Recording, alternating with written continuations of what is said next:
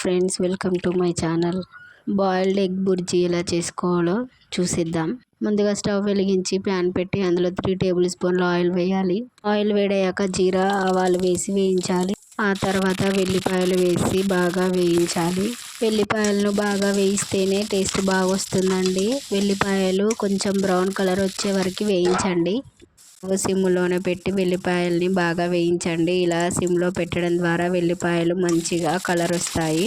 అలాగే పచ్చి వాసన పోయి ఫ్రై మంచి టేస్టీగా ఉంటుందండి. ఇలా వేగిన తర్వాత కొద్దిగా అల్లం పసుపు వేసి మంచిగా కలపండి. ఇలా 2 నిమిషాలు ఉంచిన తర్వాత మనం కట్ చేసి పెట్టుకున్న టమాటా ముక్కల్ని కూడా వేసి మంచిగా కలపండి. మూత పెట్టేయండి. నూనెలో కొద్దిసేపు మంచిగా ఉడికించాలి. టమాటా ముక్కలు ఉడికిన తర్వాత మన రుచికి సరిపడా కారం ఉప్పు వేసి మంచిగా కలపండి. తర్వాత ధనియా జీరా పౌడర్ వేసి కలపండి. తర్వాత మనం బాయిల్ చేసుకున్న ఎగ్స్ వేసి కూడా కలపండి. 2 నిమిషాలు పొయ్యి మీద ఉంచుకొని తర్వాత మసాలా వేసి దించేయండి. ఇంకేముంది, సర్వ్ చేసుకోవడమే. నాకైతే మంచిగా అనిపించింది. మీకు ఎలా అనిపించిందో కామెంట్ చేయండి. Please subscribe my channel. Thank you for watching.